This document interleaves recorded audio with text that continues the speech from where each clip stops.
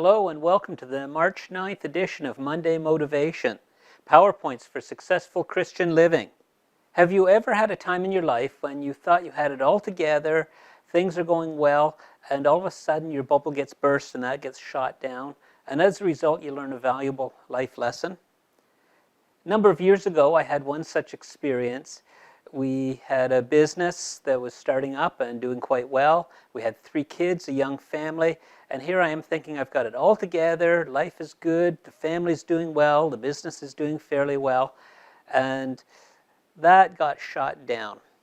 You see, we had our own business, and I would go in on Saturdays. I would take the kids with me, thinking, oh, I'm a great dad, spending some time with my kids on a Saturday. And I'd go into the office. I'd do a few hours work to get caught up and get ready for the next week. The kids would clean the office, and they would earn a bit of extra spending money. Then they'd play with the toys, they'd color.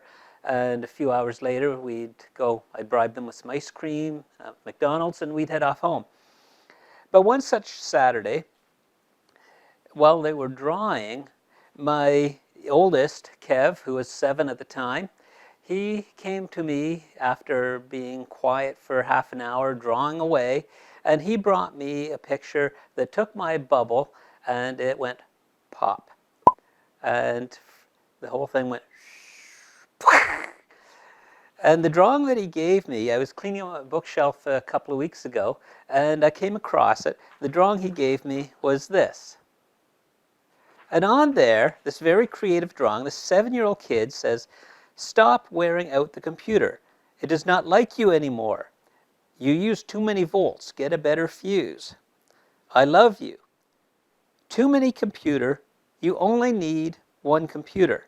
And it has this drawing of the computer going boom, the mouse going ouch. And then he finishes off by saying, "Can you get more vacation because you are the best dad ever?" Sorry, other dads, I'm the best. "You do too much work. You need more vacation." I thought, that is so kind, that is so sweet, but at the same time, you could hear my bubble go pop. And while I liked it, I appreciated it, in 7-year-old language, was a real eye-opener to me of the idea of being present, but fully disengaged. You see, I was there with my kids that day, but I was not engaged in what they were doing. And this is, to me, was a 7-year-old way of saying, we want you to be engaged, just like the mention of the vacation time. Dad, we want you to be engaged with us, not just present. And from that experience, that taught me, or brought out, highlighted a valuable life lesson that we can be present but fully disengaged. This happens quite a few different places. For example, at home. Our family is there. They want our time. They want our attention. They want us to be engaged, but we're disengaged doing email on the computer, watching YouTube videos, social media. At the dinner table, we bring our smartphone to the dinner table, and we're busy texting. We're looking at the latest social media. And then after dinner, we go off to our TV, and we're watching TV. So we're present, but are we engaged? And there's a difference, a big difference. Our kids, our families, they want us to be engaged. That doesn't mean you don't need time alone. You need time to disengage. But it shouldn't be at the expense of your family.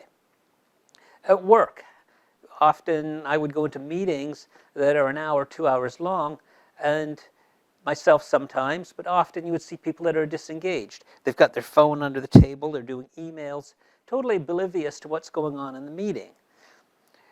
A common one is we would be doing conference calls, and I got caught a couple of times. The call's on mute, I'm listening away, and I'm doing emails and I'm doing other work. And then all of a sudden you hear, "Bruce." And you wake up and go, uh-oh, they're talking to me. And unmute and go, can you repeat the question? And a perfect example of where you're present, you're on the call, but you're disengaged, and actually very embarrassing. Fortunately, it didn't happen to me too often, but I saw it happen to myself and to other people too. I conduct training sessions and workshops, and you can always tell just by scanning the room who is engaged. Yes, everybody's present in the room, but who is engaged and who is disengaged, who's benefiting and learning from the training, and who is just there in body, but really getting nothing out of it. Well, we're driving. You see people that are in the moment, they're behind the wheel, they're present, but they're checking email. They're talking to their passenger. Why do you think they have distracted driving laws? Because people are driving, but they're not really engaged in the activity they're doing. Their mind is off somewhere else. Even at church sometimes, I find my mind wandering. I'm there to worship, I'm there to learn, to hear the message from the pastor, and even though I'm present, I often find my mind is off somewhere else. Maybe I have ADHD, who knows? Never been tested for it, but some days it feels that way. And I catch myself in those moments saying, whoa, hold on. Sometimes people think they're multitasking. That's a common excuse I hear. You're not in the moment. You're not engaged. Oh, I'm multitasking. But the reality is, when you look, very few people can successfully multitask. Most people, multitasking is just a failure and a distraction. So what are some of the effects of not being engaged or disengaged in the moment? Well, other people think you don't care. The perception is you don't care. The perception is lack of respect. My wife had somebody come in for a training, a one-on-one training, and the 2 hours of training, they spent more time on their phone listening to her. I said, you should have just stopped and said, when he took the second call, you should have stopped and said, no, come back when you're ready to pay attention. But it was a total lack of respect for her time and for what she was trying to train. You miss opportunities. If you're at work, opportunities to contribute to your group, to your team, to advance your career, because your mind is somewhere else while the team is moving in this direction. And you miss those opportunities. You don't hear what's going on. At home, you miss opportunities with your spouse, with your children. And even misunderstandings, because you didn't take time to listen to what people were really saying. You heard the words, but you didn't hear what they were really saying. So disengagement is a problem. You have to be engaged. You have to be in the moment and fully attentive. Don't use excuses like multitasking or I'm busy. You have to take the time to be engaged. And that's what I learned from that experience. The kids wanted me to be engaged with them at that moment. Romans 12:10. Be devoted to one another in love. Honor one another above yourselves.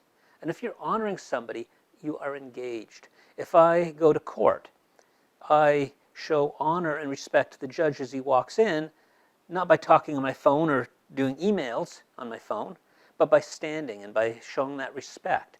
If you meet the president or the prime minister, you don't sit there and go, yeah, hold on, I'll be with you in a minute, while you're talking on your phone or while you're listening to your music. Let me finish watching this video and then I'll get to you. No, you put all that stuff aside and you give them your 100% attention. Well, your family, your work, the people around you, it says be devoted to one another in love, honor. Show honor by being engaged. Don't be present and disengaged. Everybody has this problem to a certain extent. Some people have it to a great extent. But we can all get better at it. So first thing is to recognize that, especially in our society with all the distractions, being disengaged is a problem. If you don't realize you don't have a problem, you never make an effort to change. Realize it's a problem. 2, get rid of distractions. If the TV is a distraction, shut it off. If the phone at the dinner table is a distraction, leave the phone somewhere else or turn it off. But get rid of any distractions. Pray for strength to stay focused. God says he'll give us the strength as we call on him, as we ask him. And then when you catch your mind wandering, force yourself to stop. Just like when I'm in church and I'm thinking, hold on. I need to stop thinking about the lights or the music. I do sound and lighting. Or about this situation that happened last week or what I've got to do this afternoon. I need to stop. So put the brakes on. Hit a stop sign and say, no, I am going to stop thinking about other things. But it takes a conscious effort. And force yourself to get back into the moment, the people, or the task at hand. It takes a conscious effort. So recognize the problem, get rid of distractions, pray for strength to stay focused, and then stop. analyze yourself, watch yourself, and as soon as you see yourself getting distracted, stop. If the kids are calling out to you, that's a stop sign. That says, whoa, get back into the moment. Your kids need you, your spouse, your co-workers, whoever it is, the people around you, they want you to be engaged. My challenge to you for the week, think back over the past week and what's the situation where you were not engaged? And then going forward, this coming week and in the weeks to follow, how are you going to change it? What are you going to do differently so that you are more engaged and present and living and fully engaged in the moment? That is my motivation challenge to you for the week. Have a great week. Make sure you check out our YouTube channel. Our website is www.monday-motivation.ca. Go to our website, and on there you'll see an email subscription form. You can get this webcast every week in your mailbox. Please subscribe to our email. That's one of the most effective ways to get it. And have a great week. We look forward to seeing you next week on Monday Motivation.